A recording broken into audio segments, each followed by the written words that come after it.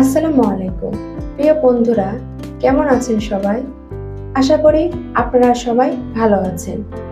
আলহামদুলিল্লাহ, আল্লাহর অশেষ রহমতে আমরাও অনেক ভালো আছি।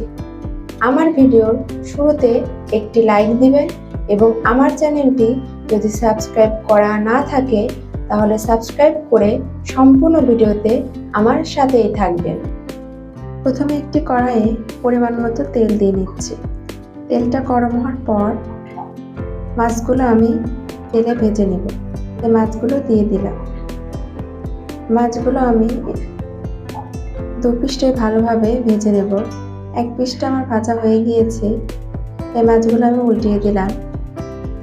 আমার ভাজা হয়ে গিয়েছে, এখন মাছগুলো আমি একে একে তুলে নিচ্ছি।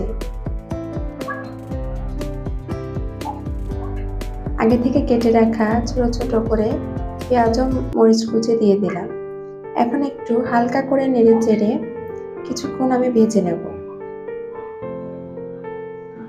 তারপর হাফ টেবিল চামচ হলুদের গুঁড়া, হাফ টেবিল চামচ মরিচের গুঁড়া ও পরিমাণ মতো লবণ দিয়ে দিলাম। এখন আমি সবগুলো উপকরণ ভালোভাবে নেড়ে চেড়ে মিক্স করে নেব।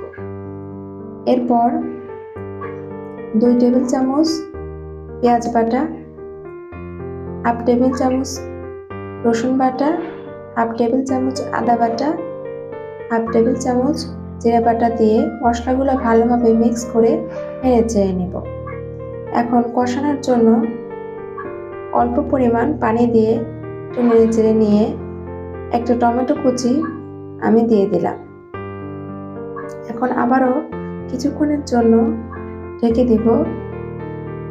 কিছুক্ষণ পরে এসে দেখি আমার কষানো হয়ে গিয়েছে, তাই একটু আবারও নেড়ে চেড়ে দিলাম। এখন আগে থেকে কেটে রাখা পটল ও আলু দিয়ে দিলাম। আজকে আমি মাছ, পটল ও আলু দিয়ে রান্না করব।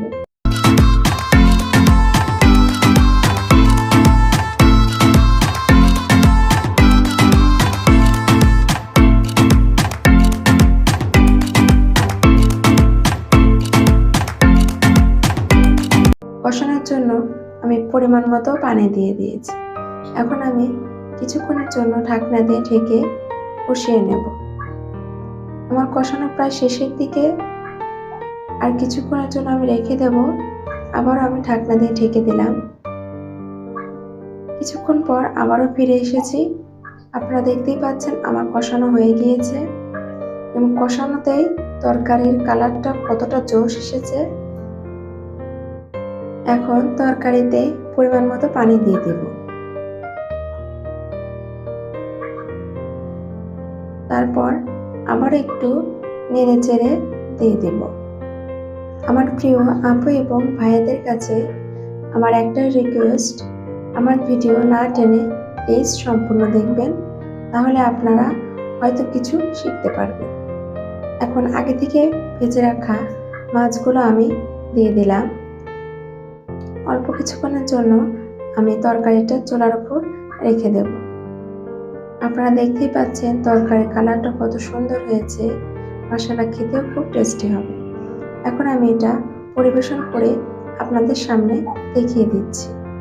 আমার ভিডিওটির কোনো অংশ যদি আপনাদের কাছে ভালো লেগে থাকে তাহলে অবশ্যই আমাকে কমেন্ট করে জানাবেন। আল্লাহ হাফেজ।